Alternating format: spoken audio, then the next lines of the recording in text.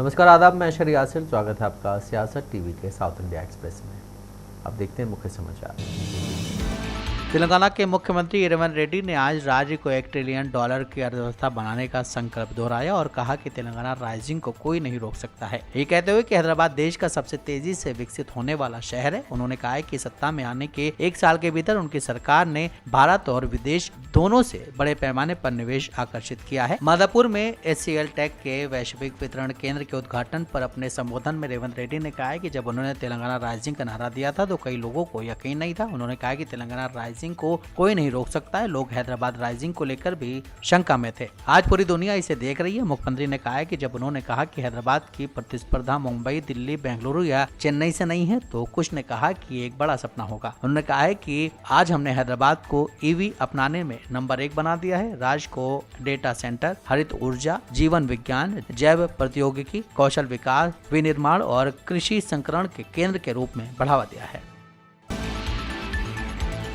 BRS के कार्यकारी अध्यक्ष और विधायक के टी रामाराव ने आज तेलंगाना के मुख्यमंत्री रेवंत रेड्डी की SLBC सुरंग हादसे को लेकर आलोचना की और उन पर बिना विशेषज्ञों की सलाह के परियोजना को जल्दबाजी में शुरू करने और विफलता के लिए दूसरों को दोष देने का आरोप लगाया। तेलंगाना के मुख्यमंत्री रेवंत रेड्डी के इस आरोप पर कि पूर्व मुख्यमंत्री के चंद्रशेखर राव की वजह से हुई देरी SLBC सुरंग के ढहने का कारण है। BRS कार्यकारी अध्यक्ष और विधायक के टी रामाराव ने कहा है कि अगर उन्हें काम करना नहीं आता तो उनके लिए दूसरों पर आरोप लगाना आसान है। उन्होंने लालच में आकर विशेषज्ञों और इंजीनियरों से सलाह लिए बिना 10 साल पुरानी परियोजना शुरू कर दी और यही वजह है कि 8 मजदूर वहां फंसे हुए हैं। कोई नहीं जानता कि वो जिंदा हैं या मर गए। मैं उन्हें सुझाव दूंगा कि वो दूसरों पर दोष मढ़ने के बजाय काम करें। राव ने कहा है कि मुख्यमंत्री को सस्ते मंत्री की तरह नहीं बल्कि मुख्यमंत्री की तरह व्यवहार और बात करनी चाहिए।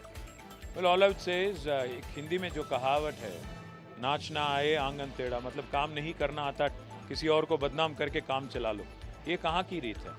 आपकी गवर्नमेंट ने जो GSI को कंसल्ट करे बगैर, इंजीनियरिंग एक्सपर्ट्स को कंसल्ट करे बगैर जो प्रोजेक्ट 10-15 साल पुरानी है उसको ऐसे ही शुरू कर दिया लालच में। आज उस वजह से 8 वर्कर वहाँ पे फंसे हुए हैं। किसी को नहीं मालूम वो जिंदा है कि मर गए। आप उनकी देखभाल देखने के बजाय आप क्या कर रहे हो? किसी ब्लेम गेम स्टार्ट कर दिया आपने कि वो जो पिछली गवर्नमेंट थी उनकी गलती है। मैं रेवंत रेड्डी जी से कहूँगा, आपको एक गॉड गिवन अपॉर्चुनिटी मिली है। आपको, you are blessed that you are the chief minister, you are running the state now. Consider it as a huge opportunity, consider it as a huge responsibility.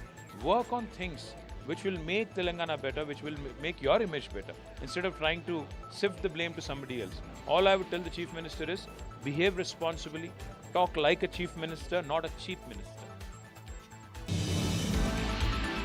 Telangana Vidhan Parishad के टीचर्स और graduate निर्वाचन क्षेत्रों की 3 सीटों के लिए आज वोटिंग चल रही है। मेदक, निजामाबाद, आदिलाबाद, करीमनगर ग्रेजुएट और टीचर्स निर्वाचन क्षेत्र और वारंगल, खम्मम, नलगोंडा टीचर्स निर्वाचन क्षेत्र में सुबह 8 बजे मतदान शुरू हुआ। चुनाव आयोग के अधिकारियों ने कहा है कि मतदान सुचारू रूप से चल रहा है और कहीं से किसी अप्रिय घटना की खबर नहीं है। मतदान शाम 4 बजे तक चलेगा। राज्य सरकार ने सुचारू मतदान प्रक्रिया को सुविधाजनक बनाने के लिए शैक्षणिक संस्थानों में छुट्टी घोषणा की है। कुल 56 उम्मीदवार मैदान में उतरे हैं, लेकिन मुख्य मुकाबला सत्तारूढ़ कांग्रेस पार्टी और विपक्षी बीजेपी के उम्मीदवारों के बीच है। हालांकि मुख्य विपक्षी दल BRS मुकाबले से दूर है। बीजेपी ने टीचर्स निर्वाचन क्षेत्रों के लिए भी उम्मीदवार उतारे हैं। टीचर्स वर्ग के चुनाव गैर दलीय आधार पर लड़े जाते हैं। मेदक, निजामाबाद, आदिलाबाद, करीमनगर ग्रेजुएट निर्वाचन क्षेत्र में कांग्रेस और भाजपा के बीच सीधी लड़ाई है, जिसका प्रतिनिधित्व वर्तमान में वरिष्ठ कांग्रेस नेता और पूर्व मंत्री T. जीवन रेड्डी करते हैं।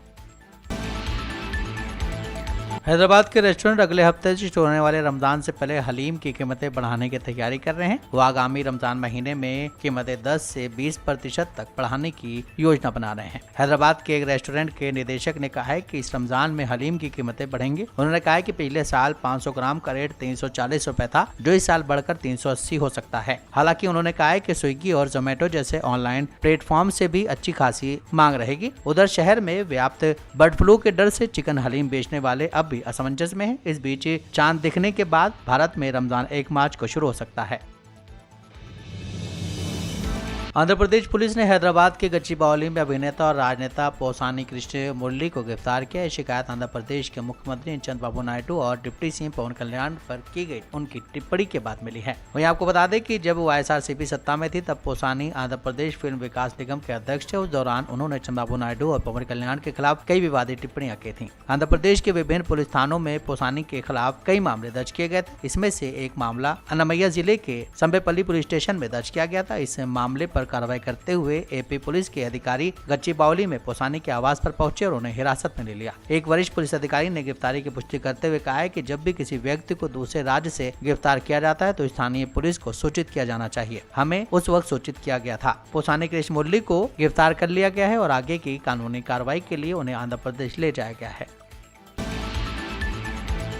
आंध्र प्रदेश के मुख्यमंत्री चंद्रबाबू नायडू और मंत्री नारा लोकेश ने संयुक्त कृष्णा गुंटूर ग्रेजुएट निर्वाचन क्षेत्र के लिए विधान परिषद एमएलसी चुनाव में आज अपने लोकतांत्रिक अधिकार का प्रयोग किया। दोनों एक महत्वपूर्ण चुनावी लड़ाई में अपना वोट डालने के लिए मंडल परिषद प्राथमिक माध्यमिक विद्यालय में स्थित मतदान केंद्र पर पहुंचे। प्रतिष्ठित एमएलसी सीट के लिए कुल 25 उम्मीदवार मैदान में है। मुख्य मुकाबला कुमटी पार्टी के अलापति राजेंद्र प्रसाद और पीडीएफ का प्रतिनिधित्व करने वाले के.एस. लक्ष्मण राव के बीच बन रहा है। इस चुनाव से क्षेत्र के राजनीतिक परिदृश्य पर महत्वपूर्ण प्रभाव पड़ने की उम्मीद है। चंद्रबाबू नायडू ने मतदाताओं की भागीदारी के महत्व पर जोर दिया और राज्य को रेखांकित करने वाले लोकतांत्रिक मूल्यों को रेखांकित करते हुए नागरिकों को चुनावी प्रक्रिया में भाग लेने के लिए प्रोत्साहित किया। जैसे जैसे चुनाव बंद होंगे सभी की निगाहें नतीजों पर होंगी, जिसमें करीबी मुकाबले का वादा किया जा रहा है।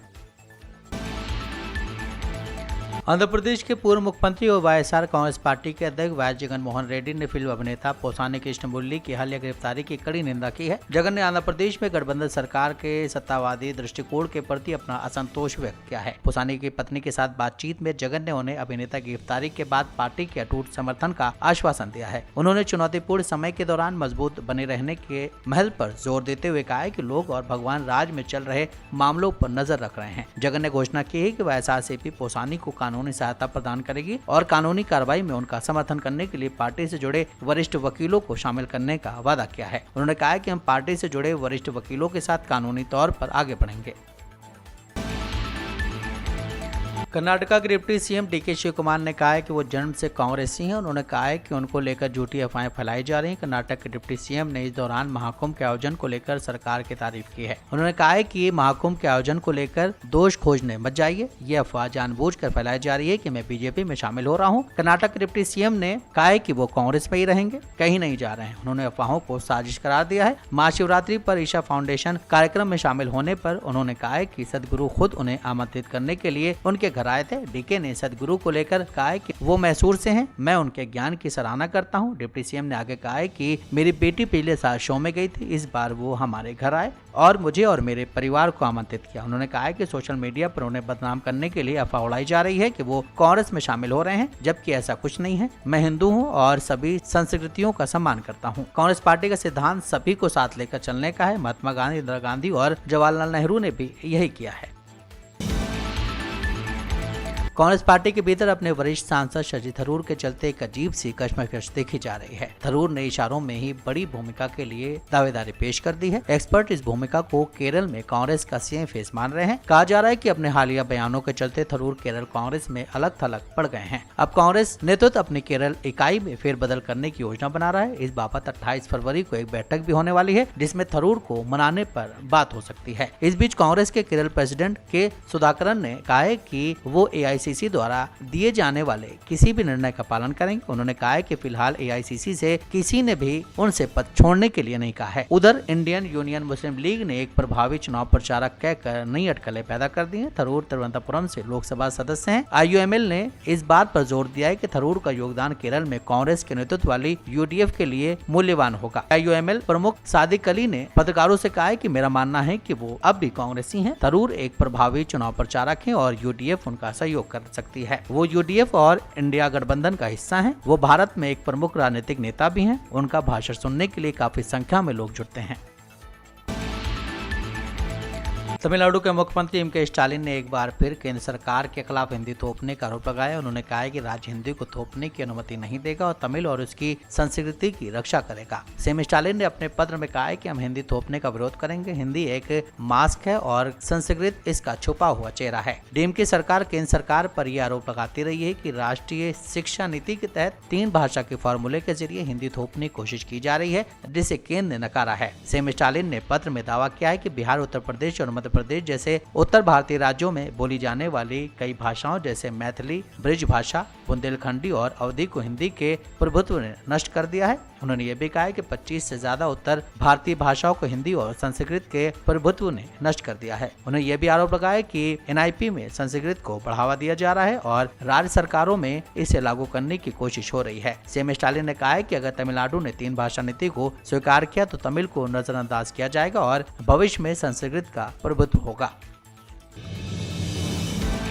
तमिलनाडु भाजपा प्रमुख के अन्नामलाई ने अभिनेता से नेता बने विजय पर भाषा की बहस पर उनके रुख को लेकर कटाक्ष किया और उन पर दोहरे मापदंड का आरोप लगाया है। विजय को भाई कहते हुए अन्नामलाई ने सवाल किया कि अभिनेता के बच्चे और उनके अपने स्कूल विजय विद्याश्रम ने 3 भाषा नीति का पालन क्यों किया, जबकि उनकी पार्टी तमिल वेट्री कगजम यानी टीवीके ने 2 भाषा प्रणाली की वकालत की। मैं विजय से कहना चाहता हूँ कि जो तुम कहते हो उसका पालन करो भाई, झूठ क्यों बोल रहे हो। आपके बच्चे 3 भाषाएं पढ़ते हैं, आप जो स्कूल चलाते हैं उसमें 3 भाषाएं हैं, लेकिन टीवीके पार्टी के कार्यकर्ताओं के बच्चों को 2 भाषाओं में पढ़ना चाहिए। अन्नामलाई ने कोयम्बटूर में एक सभा को संबोधित करते हुए उन पर आरोप लगाया है।